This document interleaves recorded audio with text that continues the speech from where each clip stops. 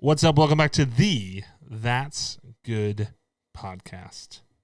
The one and only. The other ones are Whoa, That's Good. We don't talk about that trash. Not the Whoa, That's Good podcast. I am Daniel James Dodd, and this is... Shelby Smiley. Shelby... Do you remember? Yeah, I didn't know if you wanted me to say it on the air. Oh, no, it's a big secret. Nobody can know my middle name. I didn't know. You looked at me like she gave me a look. I'm It's like, Shelby Delane Smiley. Delane! Hey, Not hey, Delaney, because then that'd be too many Y's. Well, imagine if your name is Shelby Delaney Smiley. It's a lot of Y's. It's a lot. That's good.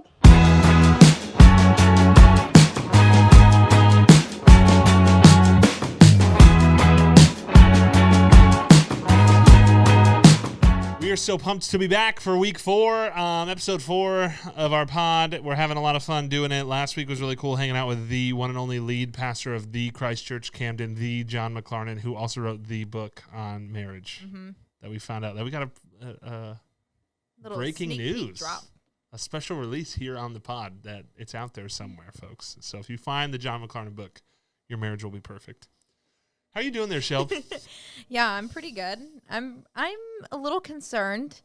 Dan and I have had a discussion a couple times that neither of us have anything in our calendar next week. We work at a church, and it's the week leading up to Christmas and Christmas Eve, and there's nothing in the calendar.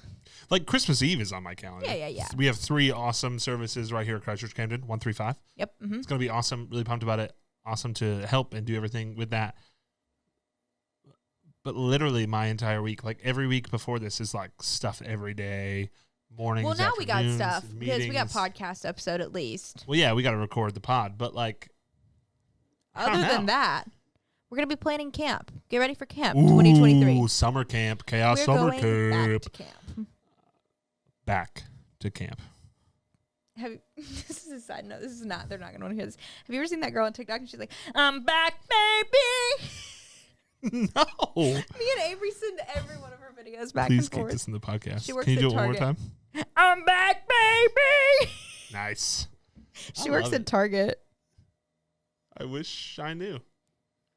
So Sunday, I went to my daughter's Christmas kids singing concert thing, which was pretty cool. It's actually at a different church, which was really, really cool to also be able to go hang out with some other people who are telling people about Jesus. That's pretty cool.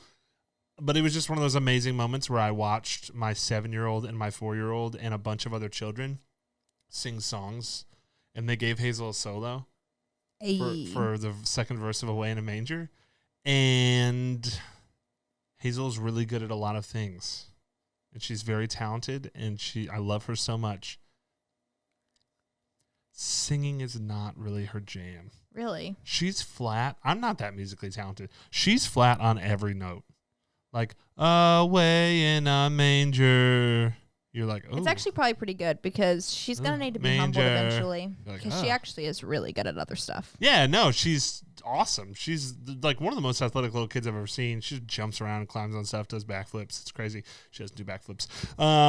Anyway, but it was just really cool to watch my daughters. And at one point, Harper, my 4-year-old, was standing behind Alistair, who's one of our awesome leaders' children, who's a little boy. He's standing in front of her, and at one point, Harper just put both hands on the back of his head and was just like petting him as he sang this. She's so funny. It was amazing. And then she just casually was like, "Yeah, I'm done. All right, back to No singing." more. Oh, little town of Beth. It was just amazing. It was a great time. I don't know if you've gone to any little kid concerts where they sing Christmas songs, but it is very, very entertaining. I went to a Fire Big Kid Christmas concert that same afternoon. It was like, I was like, holy cow, you guys are really talented. It was very impressive. I pretty much was automatically in the Christmas spirit. Ooh, it just brought it in the Like, soul. The lights came on and I was like, Christmas. It's now. That quick. Didn't need a song, just the lights. No, literally the lights came up and the countdown started. I was like, oh yeah, let's go. Jesus was born today. I have a few Christmas thoughts as we keep moving. I know we've talked about Christmas multiple pods, but it's a long season. And here's my first thought. I would argue that colorful lights are superior to the white lights. How do you feel about that thought? Yeah, I think it depends on your aesthetic. I think if you're going for a really homey, vintagey Christmas feel, then yes, colored lights are the way to go. See, I agree. I mean, classy Christmas is white lights for sure. But like my family never had the Christmas tree that was like classy Christmas. Don't touch the tree. Our family's tradition was that we got ornaments every year. My parents just bought us ornaments every single year from something we did. If we went to Florida that year for vacation, we got like a surfboard or whatever. If we went to Disney, we got something Disney related. And then we just had our own box of ornaments. And every year we would bust out our entire box and then we would decorate a tree. So my tree was just this hodgepodge of madness that made no sense. It did not have much class. It had tinsel, which we know tinsel. I think tinsel equals not a classy tree. Like to me, classy tree is like white lights, glittery red and white and silver ornaments, and bows. Like red bows. That's his classy Christmas tree to me. Interesting. And what says homey Christmas tree is like colorful lights, random ornaments, tinsel, candy canes. Like that to me says, hey, this family, they actually love each other. Whoa. Okay. That was a little much. I'm just kidding. I just mean, whenever I walk into a house and it's like, don't touch a Christmas tree. It's mom decorated perfectly. I'm like, oh, chill, man. Christmas is fun. Like, anyway, if your mom decorated the Christmas tree like that, I'm sure she still loves you. I was a little bit out of my league there, so I apologize. We had ours. We never had colored lights when we were younger, but we did have like it was like we crafted our ornaments. Like it was stuff from school, and then we had some like random ones like my grandparents would give us over the years and stuff that were like very personal. But we never had colored lights, and we never had tinsel. We did have like beaded garland though that was like plastic beads. Oh yeah. So we were like somewhere in the middle. But now that we're older, my mom's transitioned to like a very fancy bow, and she decorated it by herself. Because now she knows that there's not a 3-year-old like or like a 1-year-old like at my house. Where if you look at my tree right now, all the ornaments are like there's no ornaments on the bottom half of my tree because my son, my 1-year-old, just crawls up and pulls them down. But I do feel like now that she's like my children are adults.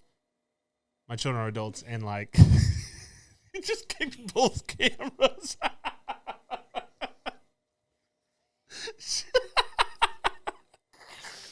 For the listeners at home, Shelby just accidentally kicked my camera that's looking at me, and I paused for a minute. I said I should have just kept going, but it was funny. And then when I looked at her, she's moved her foot and accidentally kicked her own camera. So please leave both of those in the shots on YouTube. Amazing. Anyway, I think you can have a white tree and still have a homey Christmas tree. Like I think you can not like a white like fake white tree. Light. No, yeah. I mean like white lights, Christmas tree. Here's another Christmas thought I have. Ready? Ferrero Rocher. Is that how you say that? I think it's just Ferrero Rocher. Ferrero Rocher? There's no L? I don't or is the so. LLE and it's like what? Let's Google machine. Google machine. We're on the pod. Call it the Google machine. Ay. I don't know if you know what I'm talking about. Well, I'll show you Google machines it. The Ferrero Rocher. There's those little tin gold balls of chocolate covered hazelnuts. I think is that what they are? Mm-hmm. And they have bits of nuts on them. I only ever see those at Christmas time. Where do they go for 11 months? And then if their business model is to only advertise at Christmas, how do you stay in business for 12 months of the year? I like, when else are you eating them? Nobody eats them on Easter. Maybe they're like, oh, it's Labor Day. Let's eat some Ferrero Rocher. Like, no. What about like the nostalgia? Like people are in the store, like they're always in the checkout line at like Target and stuff. Maybe you're in the store and you see it and you're like, oh, Christmas, I'm going to get that. Why are they always stacked in a pyramid too? They're always like stacked in a pyramid. I don't understand. All right, like, what are they? This. Please play it. Ferrero Rocher. Ferrero Rocher. Isn't that what I said? No, you're saying Rochelle. I said Rocher and you... No, you're right. You're right. Never mind. I was saying Rochelle. Ferrero Rocher. What is it? What Ferrero country? Rocher. What country is that from? Oh, gosh. Ferrero Rocher. I'm sorry that I pronounced the L because I'm an American. And we believe in the L's.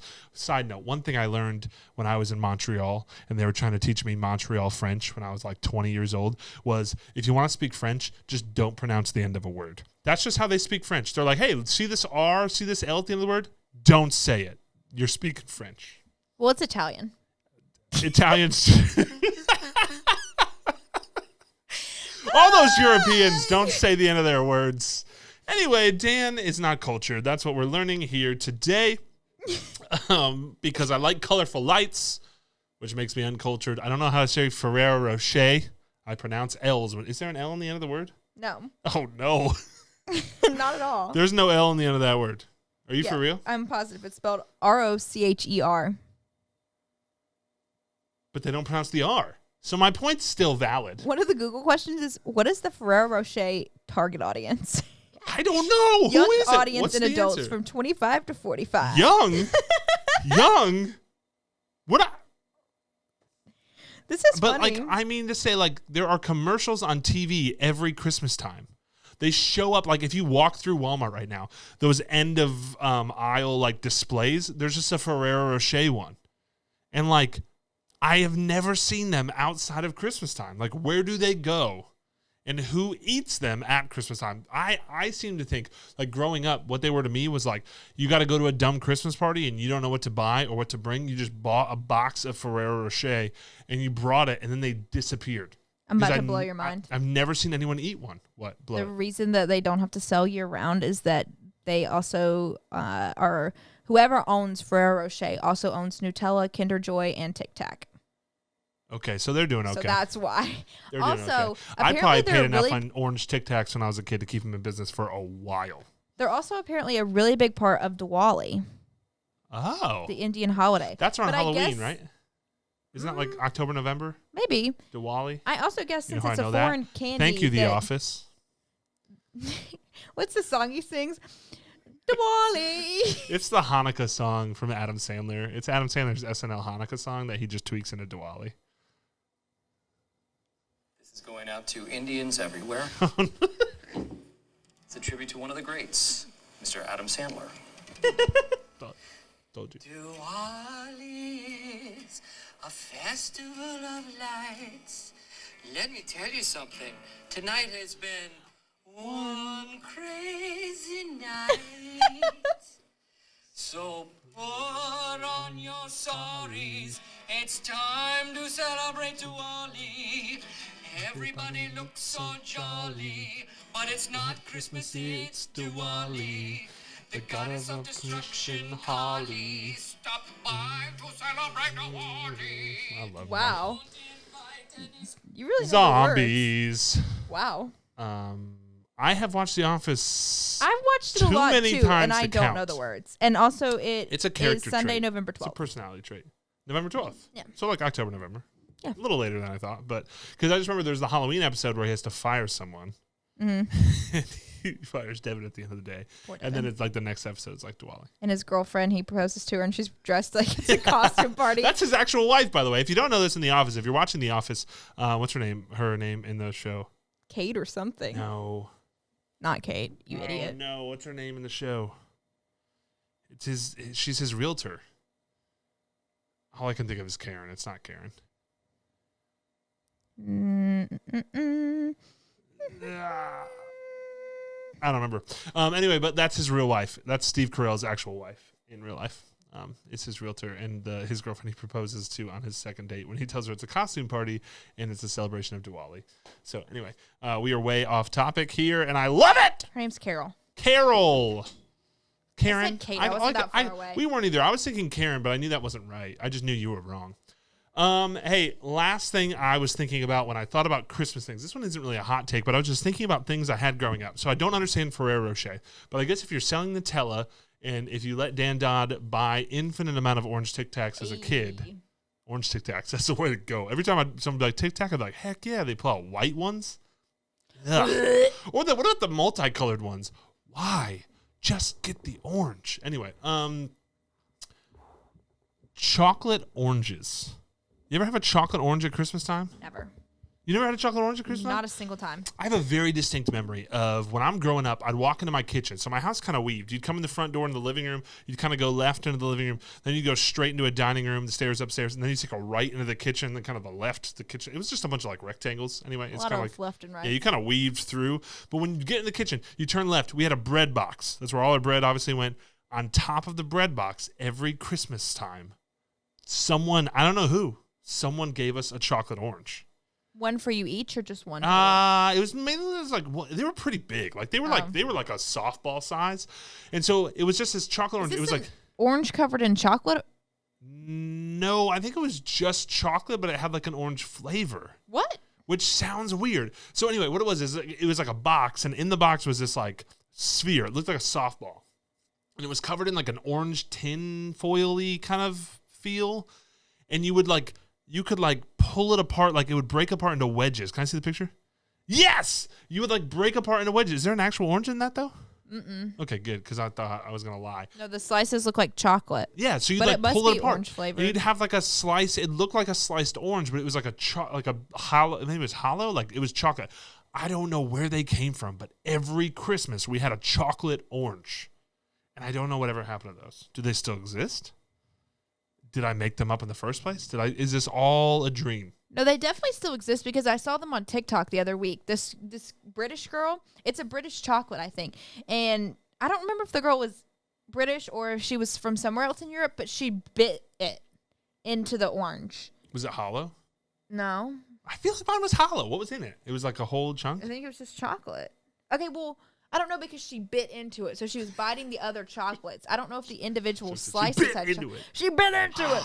But then this other lady duetted it, and she was like, "That's wrong. You smashed it on the table." And then she like hit hers on the table, and it fell apart. Yep, I remember that thing. We never did that. It basically just sat, but like nobody ate it. Dude, we should. Because it's really not that good. We like should it's not give away a chocolate orange. 12 days of giveaways. I'm ordering it right now. Chocolate orange. Follow us on Instagram for 12 days of giveaways. That's true. We're giving away crap on Chaos Instagram. So if you're listening to this, you're a few days in already, but like maybe you're listening to it late and we're like halfway through already, but go follow the Insta and like stuff, and you got to comment and participate, and then we're giving stuff away. I know day one was like a Starbucks gift card.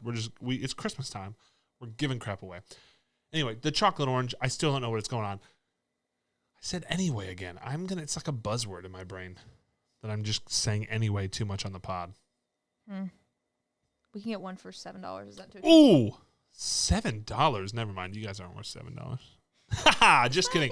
We're buying an orange. Somebody's going to win a chocolate orange. It's going to be amazing. And then you need to put us on your story and tag us when you drop it and it like breaks. And then we need to know, is it hollow or is it not hollow? What's the word for not hollow? Is it solid? Solid. Is it a solid chunk of chocolate or is it orange flavored? I don't remember. Maybe it was just a mental thing where like because I looked like an orange, it tastes like an orange. No, I think because the picture is like two little orange slices with like an orange peel in front of it, which to me says like this is orange flavored. Do you know what I mean? Yeah. I don't generally like. Why else would it be orange shaped? I don't know who would have sat in an office one day and was like, I got a genius idea. And they're like, tell us. And he's like, let's take an orange and just make it chocolate. And they're like, what do you mean? Like cover it in chocolate? He's like, no. Not like strawberry. Not like chocolate covered strawberries. Let's just make a chocolate ball and pretend it's an orange. I don't know who did that. I don't know who thought that was a great idea. Yeah, there It wouldn't have made like it there could be better through the dream stages for me. If they said that in my office, I'd be like, okay, go back to the drawing board. Anyway, caught it. Didn't say it. Here's something else I'm thinking of. I can't say last thing either because I listened a little bit I listen to the podcast to make sure we don't sound like big dum-dums all the time. And we do most of the time, and that's okay.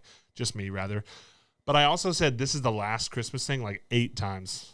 Last time. Literally every single time he stopped a thought, he'd say, all right, last Christmas thing. And then I thought of something else I wanted to ask Johnny Boy. So, but I was thinking about this too. It's finals week as we record this at our schools. And I remember finals being a weird time. A very calm week, but also stressful. It just depends, you know what I mean? Like depending on how your finals got laid out. I remember being very nervous when the finals schedule came out and being like, okay, maybe all my finals, I got exempt from 2 of them. I only have to take 3 of them. Maybe they'll be like Monday and Tuesday. Maybe I'll have 1 Monday, 2 Tuesday, and I can just be gone the rest of the week. And then you get like 1 Monday, 1 Tuesday, and your third one is Friday afternoon at 1 p.m. And you're like, and you're just like really angry because you have to be there all week. Yeah. No? You don't vibe with that? No, I do. That's not your finals experience? But that's not really, like, when I first got to high school, we never, like, in middle school, our finals were, like, standardized testing, so you couldn't get out of it because it was legal in the state of Georgia. But when I got to high school, I think it was, like, the end of my sophomore years when they rolled out here where if, like, you have a certain grade, you could have a certain amount of absences, and as long as you were in that window, you didn't have to take it. Just purely based on attendance. And your grade. Oh, okay. So it was like if you had, like, above a 95, you could have, like, 5 absences. And then if you had, like, 90 to 95, you could have, like, 4. If you had a C, you had to have 0 absences. But if you had a C and 0, you could still, like, get out of your finals. Wow. So that was really, you knew if you were going to be exempt or not because it was kind of like. Like, I was gone for 2 weeks, I'm screwed. And then basically you didn't have to come to school. Like, after that, you didn't get in trouble if you skipped. That was Like middle the- school? No, that was high school. Oh, okay. I was like, holy Middle school, moly. there was no way out of it because it was standardized. Yeah, there were a couple finals where you just needed an A to get exempt, and I remember one time I was like, "Oh, I got this," and then I like had like a B plus, and they're like, "Enjoy your final," and I immediately regretted like remember that test that I was like, "I don't need to study for this," and I got like a C plus, Or and I was if like, you "That's purposely, fine." Like you were like, "Oh, I have an A. I'm gonna skip this assignment." Yep. And then it was like, I don't need to do this crap. I'm fine, and then I literally have I'm like 1 point away from an A, and I have to take a final. I've never been so salty in my life. The worst one I think I ever took was my chemistry final when I was like a junior in high school. That sounds terrible. He was like, learn the entire periodic table. I'm just going to hand you a blank one. Enjoy. And I was like, why does this help me in life? Yeah. Even if I'm a chemist, do you know what I could do? I could Google Yeah. periodic table. There's Because I don't know if you guys know job this. where they're gonna remove your. I'm young resources. enough that I had the internet in high school. I don't know if you knew that, but it's a real thing. Wow. Anyway, I was salty about that. But finals, hopefully they're going well for you. Hopefully you actually study. If you're like me where you procrastinate and then the night before you're like, I should really study. Too late. Don't do that. That's not a good thing. Not. Although I could argue right now that my calculus final, like who cared? I'm not using calculus. And also, for the most part, I mean, other than these few random stories, it's like I don't even remember. Anywho, notice how I didn't say anyway. Study for your finals, and here's why. Even if you don't feel like you're going to use chemistry at all, like I'm not using chemistry in my job. I'm not. Wait. You don't have to use chemistry to No, save children? not really. No, it's except for when we bust out the foam machine, but I let Dallas handle that because he's a nuclear whatever. Even if you feel like I'm not going to use this, who cares? Guess who does care? Jesus cares. And I mean that in a jokey way, but also in like everything we do should be done for the glory. Everything we do is worship. Here's your Jesus bite. Take your Jesus, what's the word? Sound bite is the word I'm looking for. Here's your Jesus sound bite for the pod for this week.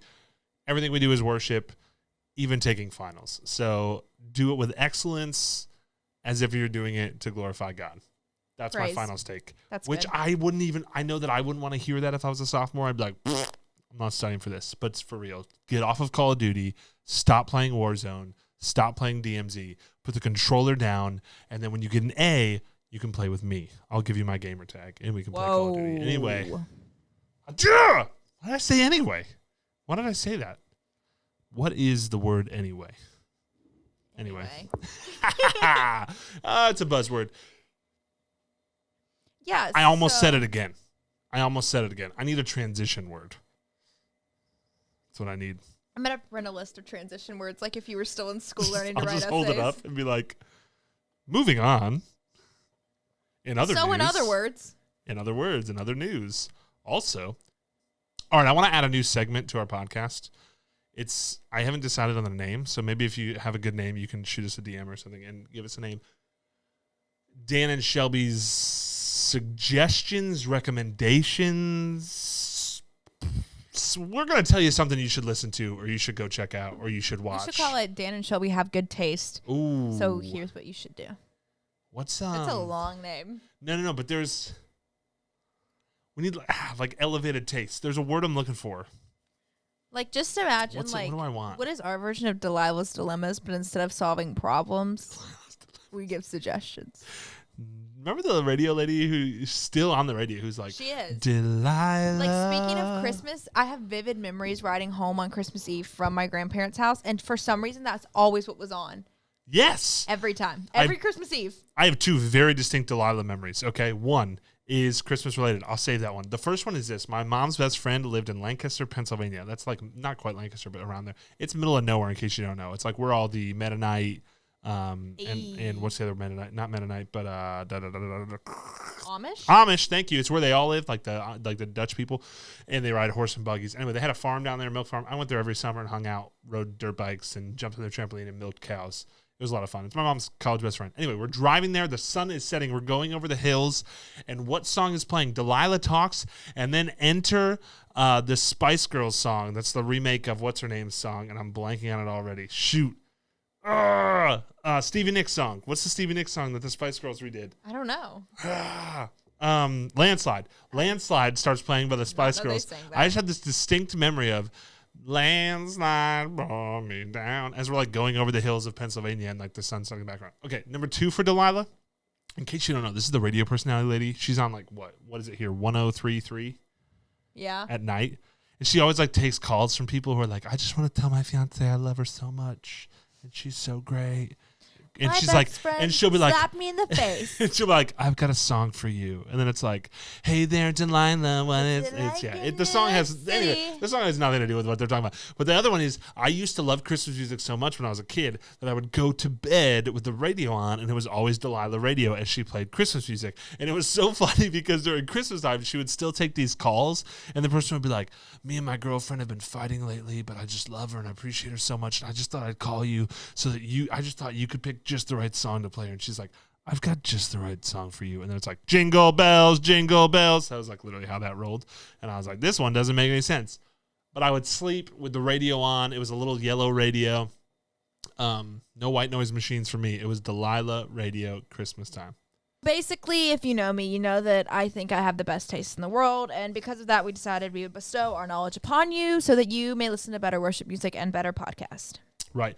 And hopefully my taste, just because I'm a student pastor, will be sometimes, at least today, it's very Jesus-oriented. So I hope my life is Jesus-oriented, but sometimes I watch shows where Jesus isn't really at the forefront.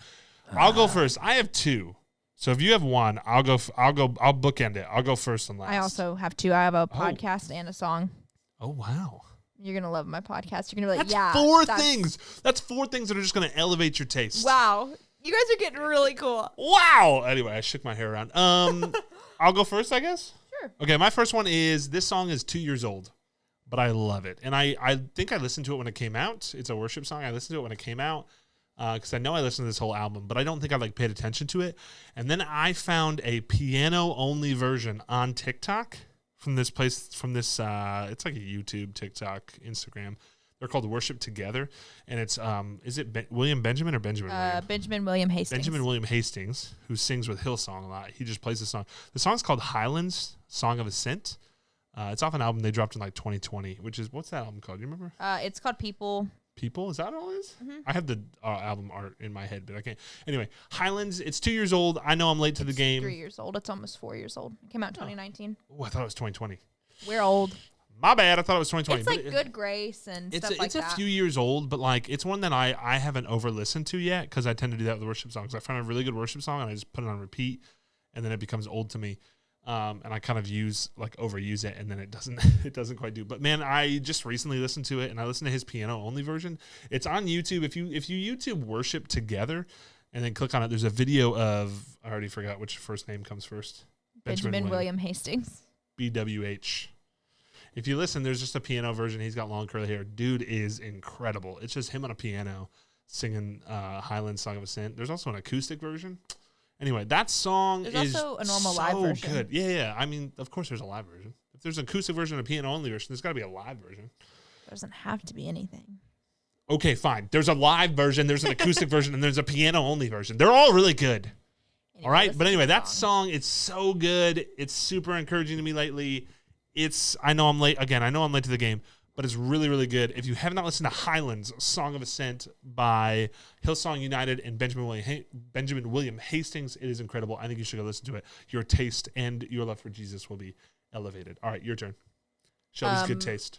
Okay, yeah. Probably my favorite song right now is not as old as Dan's, but still it's not brand new. There's a little shade thrown there. It's not as old as Dan's piece of junk. I didn't mean it like that. I was just saying. She did. It's just All Hail King Jesus, but also from the same album. Is that album called Homecoming? It's just the Homecoming album. I don't know if that's the original All Hail King Jesus album, but All Hail King Jesus is on that Homecoming album. It's the same way That's the Bethel, same album that Worship. Highland Song of Ascent's on. It's they also have songs recorded from other people. Like Another in the Fire, I'm pretty sure is originally a Passion, but it's on that album. That's an older song too, Another in the Fire. Yeah. So anyways, it's kind of like that where it's these albums were released as singles and some other people's, but basically I like the version on the Homecoming live album. All Hail King Jesus. Also on that album is Fart. Now I can't remember it. Homecoming. There's another song on there. Back to Life, Son of Suffering. No. Weathered. Ooh, that's a good one. All of these songs are good, but not what I am thinking of.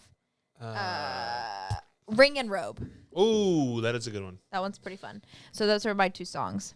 But I also have a podcast after Dance. Also, one of my favorite songs on that album, I'll throw in another one, is Back to Life. Yeah, That it's song the is one that's trending on incredible. TikTok. The enemy thought That's he trending on had TikTok? me. Yeah. I'm so ahead of the curve. But Jesus said you are mine. Yo, I don't know her name. I forget it off the top of my head. Zachariah. Her voice is crazy good. Holy smokes, she's so good. Anyway, that whole Homecoming album, you should just change it to go listen to the Homecoming album. Listen to Highland Song of Ascent. Zaria Zachary. And then just go listen to the Homecoming album because it's really good. Also, I don't know if you noticed, if you've been to Chaos, we've sang Homecoming a couple times because I love that song. It is basically the gospel, which is what we are all about. And their voices are incredible. That's also true. Also, Gable Price, the guy who sings Homecoming, well, he sings it with Corey Asbury. A friend of mine was his youth pastor. I refuse to say the word anyway, but moving on. I found another transition word. My second one of good taste. Listen, this one is less about taste and I think more about knowledge. It is Christmas time, and I love Christmas. Again, I love all the fun stuff about Christmas, but again, we want to focus on Jesus' birth during Christmas time. That's why we're celebrating. And so there is a really, really, really cool church led by a pastor who goes to this church in Washington. It's called New Heights Church. And the pastor there actually went to my college well before me. He's a little bit older than me, probably about like 20 years, which means he might have gone with my in-laws. I wonder if he was Michelle's parents' age. Anyway, that's a question for another. Dang it, I said anyway. Moving on. That's a question for another time. But Yeah. Good one. What is wrong with me? Like, do I have Tourette's? I don't. I've always wondered. It's just my tick is that I say anyway a lot. They are currently doing a series at this church called Christmas in Israel. And this pastor likes to take people on trips to Israel. He loves to show them historical sites. I mean, it must be, I've never been, but I would love to. It must be so cool to stand somewhere and go, hey, the story where Jesus healed the leper was like right here, like in this field. You know what I mean? Like, that's just so cool. And so he goes all the time. So last time he took a trip to Israel, they actually So casual. He goes all the time. He takes trips from his church. He's been there enough. I would say he's been there like 10 times probably. That's crazy. Yeah. And so last time he was in Israel, they shot their Christmas series that they're showing at their church right now. And it's basically him just talking about, hey, in ancient, I don't know if we'd call it ancient, but in like historic Israel, when Jesus was born, this is probably what it would have looked like. This is what a house would have looked like. This is probably where Mary and Joseph would have been. This is probably the road they would have traveled. Behind me is the city where Jesus grew up. All this really, really, really, really, really cool stuff. That just is such a cool way to show us, because a lot of the Christmas story, and I think we're going to talk about this in a couple weeks in the podcast because I really, really want to. A lot of the Christmas story for us has become like myth that we've read into it, about the wise men being there in the stable when Jesus was born, or just being in a stable, or all these kind of things, Mary riding a donkey, and when the shepherds were there, and what actually happened. All that isn't actually in the Bible. The story of the Bible is actually pretty short, and so all this is stuff that we've kind of added into the story. So it's just really, really, really cool. If you just YouTube New Heights Church, you'll find it, Christmas in Israel, and it's been really, really cool to watch this pastor who is so much smarter than me, obviously, who knows the Bible so well, talk about, hey, this is probably what actually happened right here where I'm standing as we video this, and what actually probably happened in the Christmas story with Jesus. So I just thought that was really, really cool. I feel like that's not so much a taste thing as much as, man, I think if you watch that, you can learn a ton about the Bible and a ton about the Christmas story. So that's my second suggestion for Dan and Shelby have good taste. And my second is like an ongoing podcast, so it's not really just for the Christmas season. It's just 30 minutes with the Perrys. Jackie Hill Perry and her husband. What's his name? Preston. Yes. They live in Atlanta. They're a super cool married couple, and Love Jesus. Yeah, and she has a really cool story. He also has a super cool story. And they're just super honest with the way they talk about how Jesus changed their life and stuff. And I think it's super cool. The way they talk really just makes sense in my brain. Like, I never get bored in the way that she explains like the context of the Bible. I'm like, wow. She gave a message at Passion about just the holiness of the Lord and talking about this one scripture. And I was like, you just speak the way my brain works. So 30 minutes with the Perrys. She is incredibly smart and an incredible teacher. She wrote a book called Holier Than Thou that I haven't read yet. It's on my Christmas list if someone wants to buy it for me. Look at my Amazon wish list. But it's really, if you talk about someone who makes you want to say out loud audibly, oh my, that's good. She does it all the time. Yeah. So smart. So that's a really, really good one. Yeah, that's really cool. She I've never also actually has listened to their podcast, though. Really? No. They did an episode about dating that I listened to on the way back from Big Stuff. I mean, Jesus Overload for a week. And I was like, yeah, I need to listen to Good this enough. right now. She also has a book called Gay Girl, Good God. And I'm a really slow reader, and I read that book quickly. And that's why Shelby and Dan have good taste, because we have good recommendations for you. Yeah. So check those out and tag us if you do. For real. And then when you learn all these things about Jesus, because we suggested these things, yeah. They might not always be this. These are all very sound Jesus suggestions, by the way. I mean, we have 2 great songs, a great podcast, and a great kind of, I think I'd call it a video series, I guess you would call Christmas in Israel. But you'll learn a lot about Jesus if you listen to those things. If you just listen to those 2 songs, listen to one episode of The Perrys, and then one episode of Christmas in Israel, That's like 4 hours worth of content. you're going to learn a lot about the Bible and Jesus and how to walk with him. So you should do that. We just recently, moving on, wrapped up our year in chaos of 2022. We have no more chaoses of 2022 Ew. because it's Christmas. We are sad about that, but that just means we're one step closer to 2023. Hey. Which chaos in 2023 is going to be incredible. We'll have a pod looking back over 2022 and a pod looking forward. Catch Like it. that. Forward. If you're watching the video, one more time. I think that's going to be Forward. January 4th. That's going to be released. Probably. I don't So remember. check it out. I'm not good with dates, but in January we'll have a 2023 look ahead, look forward. But we had an incredible year. We had an awesome year, and chaos only happens because we have incredible, incredible leaders. We have really, really awesome volunteers who dedicate a ton of time, effort, blood, sweat, tears. Other bodily fluids. Ugh. Let's not. Ear. They dedicate so much to chaos to make it happen. There's so much effort and so much work and so much time that you guys probably don't even see or know that happens. So what we want to do is we want to take a minute here at the end of the pod and just make sure that you guys understand how incredible your leaders are, to hopefully when you end this podcast and you put your phone down, you won't put your phone down. You'll actually take your phone and you'll text your small group leader and say, hey, I appreciate you and I love you and I'm thankful for all you do, because they do a lot. So we currently have 23 small group leaders at Chaos, and they are leading 10 groups of about 10 groups of students in 6th to 12th grade. I say about 10 because sometimes certain groups are 2, and sometimes we kind of morph them into 1 when certain people are missing. But 23 small group leaders leading about 10 groups of students from 6th to 12th grade, which they are awesome, and they are what make Chaos happen. And then our whole goal of our student ministry is relational. We want relational discipleship. We want adults who love Jesus and are following Jesus to walk with you and help you follow Jesus. Kind of like there's a verse in the Bible where Paul basically says, hey, follow me as I follow Jesus. That's the concept of what we would like to happen. And we believe that to be what discipleship, in case you don't know what that is, discipleship really is. So leaders are like the backbone of Chaos Student Ministry, because that's who we believe is going to help impact students the most. It's not going to be a great message from stage that does it. I mean, those are fine. It's not going to be a great worship set. Those are awesome and fine. It's not going to be a great game. Those are awesome and fine. What's really going to make life change happen is as we walk through life together, constantly with each other, pointing each other to Jesus. And that's why leaders are so important. I have a few leaders in my life as a kid who grew up in church that I can think of who really impacted my life. Do you, Shelby, as a kid who grew up in student ministry, have like a leader or specific couple leaders who really like you feel like I am the way I am because these leaders took time and effort to pour into my life? Yeah, I mean, I think of 2. I did a summer interning at the Gathering Place. I think the summer before I went into 11th grade. My small group leader's name was Anna, and I just thought she was the coolest. She was at Georgia Southern, super cool girl. She was just really great.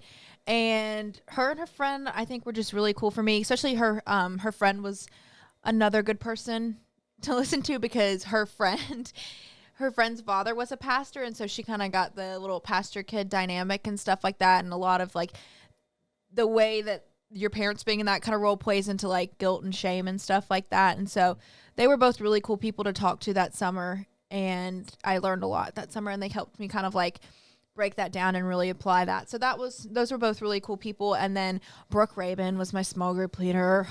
Brooke. Sounds like I guess I'll say Brooke. I guess Brooke. Ugh. I'm just kidding. No, JK, Brooke was we love really you, Brooke. great. Yeah. When I look back and think about the way my girls treat me, I think, dang, I put Brooke through the ringer. These girls are so much nicer than I was to my leader. We just were so difficult. Like we there were times when we were really serious and we were very capable of having very deep conversations, but we used to cut up so much and we bullied Brooke. We really made fun of her. We used to have this joke where we would just say seizure salad instead of Caesar salad because Brooke has mad seizures. And Brooke has, that's so mean. Yeah, like really bad. Like, why it's did she serious. not like leave you guys? I don't know. Another testament to leaders in what they endure because Seriously. they love you and they want you to love Jesus. I had a leader. His name was Scott Durr. Scott was a large man who was very bald, and we made fun of him a lot for being bald. And he lives in the great state of New York, where I grew up in Binghamton, New York. Vestal, New York, actually, is where I grew up, the greater Binghamton area. And Scott was a part of the student ministry as long as I can remember. I remember I'm the youngest of all my siblings, and all my friends are my brother's age, which was 2 grades ahead of me, actually. And I remember just looking forward to, I was in the kids programming, and I just wanted to be in our student ministry. I just wanted to be in youth group. I just wanted to be in student ministry. And Scott Durr was just a huge part. I just remember goofing around a lot. Scott was one of those leaders who may have been a full-grown adult, but he was just a kid. We farted a lot. There was just a lot of farting on each other. That's just what we did when you're a middle school boy. I don't know. Sometimes if you're a high school girl. We all do it, okay? Everybody poops. Everybody farts. It's all good. And someone's cringing because I'm not saying toot, but fart is the proper flatulation. Ew. Anyway, we did a lot of that stuff. We goofed around. I remember on mission trips, he was a leader who was like sleeping, when you're like on a mission trip, we don't really do these anymore, but you used to like sleep on the floor in a basement just so you could like help a church out. We drove an hour south in Pennsylvania one year to help this church out in Carbondale, Pennsylvania. Carbondale also makes an appearance in Scrubs. I mean, not Scrubs, in The Office. I don't know why I said Scrubs. It sounds kind of familiar. Yeah, he says Carbondale. Did you go to the gas station in Carbondale? That's what he says. Yeah, they had no fresh yams. That's what he says. Anyway, we went to Carbondale on a mission trip, and Scott was the one who slept, on the basement floor with all the guys. Like, was roughing it with us. We'd pull out air mattresses that immediately leaked, and you're basically sleeping on the floor. He was the one who was like, we bought these dollar store like little dart guns that shot little rubber pellets that hurt so bad for a dollar store gun. I've never had something hurt so bad that costs so little. Like, we're not talking like airsoft. Sure, they cost a lot of money. Paintball, they cost a lot of money, and those things hurt. This was like a small spring-loaded dollar store gun that shot a little rubber pellet, and it hurt. And we just had battles in the basement where we just were shooting each other in the face. We took our shirts off to make it more painful. It was, yeah. Anyway, Scott was always there. He was just always in the midst. What I mean by that is, like, all this to say, Scott was a leader who's just always in the midst of the students. Like, no matter what we were doing, Scott was just, like, a part of it. He wasn't, like, talking to other leaders. Correct. He wasn't, like, in the background. He wasn't like, hey, good luck, have fun playing the game. Scott was the one, like, in the middle of the game. And sure, sometimes we were like, Scott, leave us alone. But, like, he was just always there. And he was always showing. It was just a demonstration now that I look at it in my life that, like, he was just someone who was there. When I was in high school, I was trying to learn how to play guitar so I could play worship because I thought it would help me get girls. And then I knew like 6 chords. That's all I knew. But that's really all you need to know to play most worship songs. And I remember I had a really crappy $50 guitar that I got from the store. And Scott had a very nice Taylor guitar. And he was buying an even nicer new one because Scott helped lead worship at our church. And I remember Scott gave me his guitar. And I remember looking at him and going, bro, this guitar is so much money. And he was just like, you can have it. And I was like, you don't want to like sell it or trade it in? He's like, no. He's like, I want you to have it as long as you promise that it'll be used to help like people worship and like see Jesus. And I won't lie to you, I don't play a lot of guitar anymore, but that same guitar sits backstage. It has been used by Timothy like to lead worship at Chaos. I know for a fact it has. And it's just such a cool moment to see. Like, Scott gave me that guitar when I was in high school, and he absolutely should not have. It was an irresponsible adult decision to give a junior in high school, like, a $1,500 guitar. Like, it's just dumb. Like, why did you do that? But, like, that guitar is on the stage. Like, you know what I mean? Like, it leads worship at Chaos sometimes.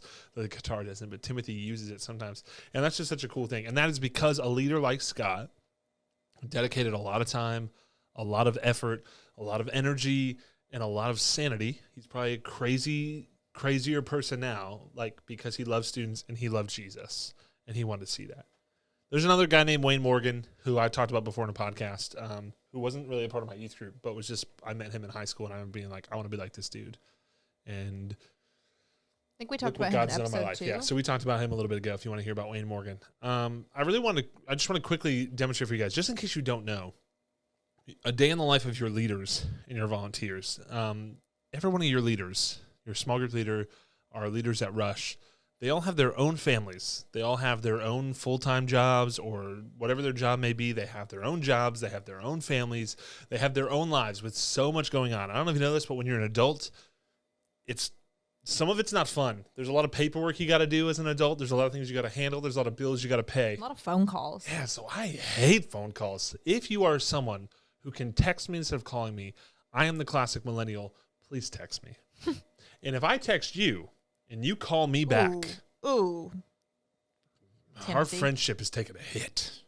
All right? My friend Matt, I love him so much. He does that all the time. I'll be like, hey, man, how's your day? Phone call. I'm like, all right. But then I talk to him, and he's great, and I love him. Anyway, they have their own lives, but they love you enough, okay? But they have dedicated and promised their time. They love you enough, your leaders, to give up time and effort and all those things for you. And we ask your leaders to show up consistently, which means we ask them to show up to house parties consistently. Obviously, there's times when they're out of town or they're sick or whatever. But we ask them to show up consistently, to be reliable, and they are, which is incredible because you guys know your leader's going to be there. And then we also ask them to show up randomly. We just had some leaders go to a Christmas concert for the band. We have leaders at football games. We have leaders at soccer games. We have leaders at plays. We have leaders at tennis matches. We have leaders at all this stuff because, again, even though they have their own family, their own life, their own full-time job, they love you enough that they want to be there and be a part of your life. We expect a few things from our leaders. I'm just going to say this, 2 things, really. Number one, we want our leaders to love Jesus. That's our first and foremost. So if someone's like, hey, I really want to be a leader at Chaos, the first thing was like, do you love Jesus? That's the most important thing. And then number 2 is, do you love students? Because I feel like we've all met that random youth group leader. At least I did growing up. Maybe there wasn't one in Chaos back in the day. There definitely was. But like, there's always an older leader at a student ministry who loves Jesus. And probably loves students at one point in their life, but is like over it. It's just like, I hate these kids. And they're just like super mean. I had a guy who, I remember being a kid at my church in New York, and I forget his name. Oh man, but he was an older guy who clearly had done so many years of ministry. He was an awesome guy who loved Jesus. But I just remember me and my friends goofing off and him getting like so angry. He was like shaking with rage as he just yelled at us to shut up. He was just like yelling at us. Me and my friend Timmy White, he was just like shaking with rage. Timmy White and I did some shenanigans. That's all I'll say about that. But we ask our leaders what were the 2 things, Shelby? We asked them to love God.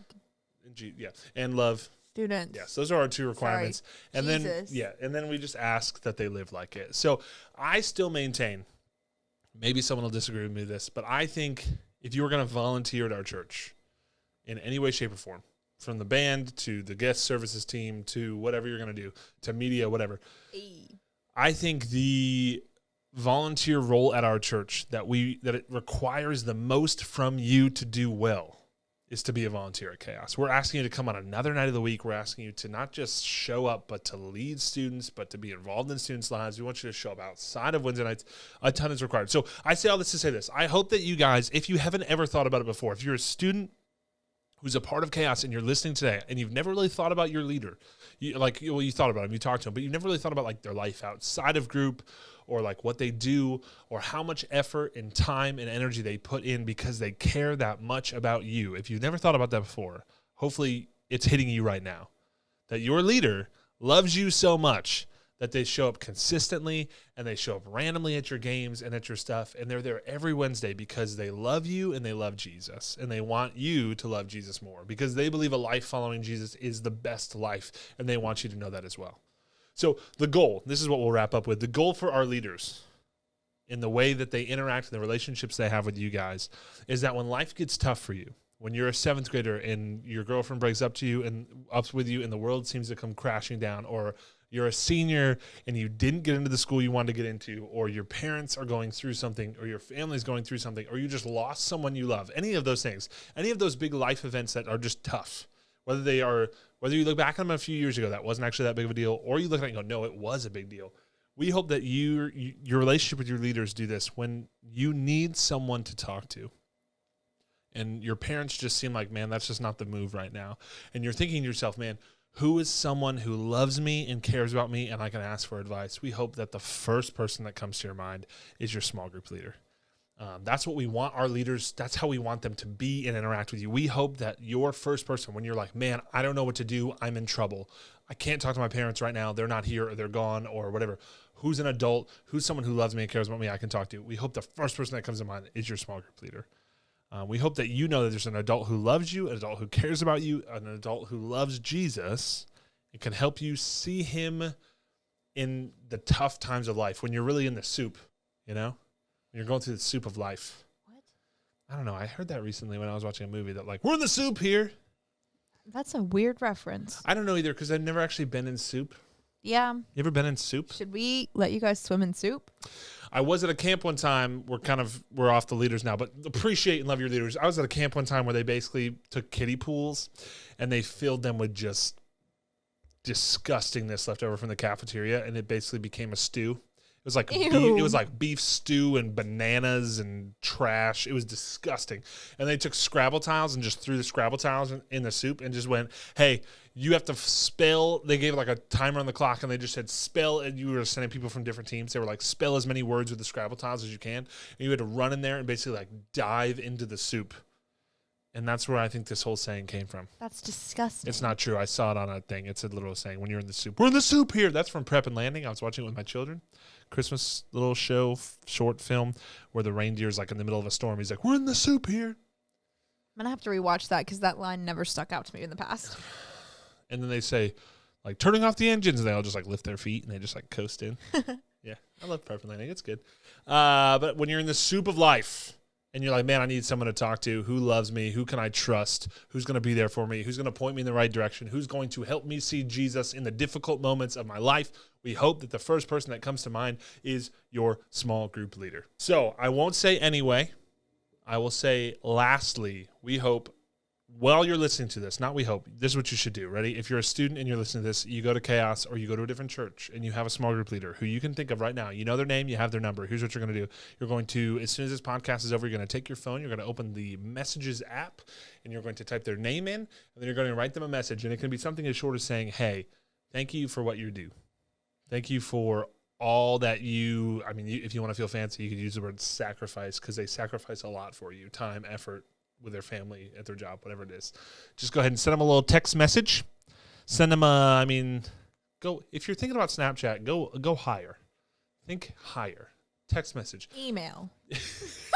Email is a weird, text them. Or if you're feeling bold, give them a call. Give them a FaceTime if you're feeling really, but shoot your leader a text. Just say, hey, thank you for what you do. I appreciate you. And you're helping me follow, you helping me follow Jesus is the most important thing. So just say thank you. Tell them you appreciate them. Give them the gift of appreciation this Christmas season because they deserve it. Mm-hmm. This is the That's Good podcast. Shelby, you say it. This has been the That's Good podcast. Thanks for hanging out with us. We will see you next time.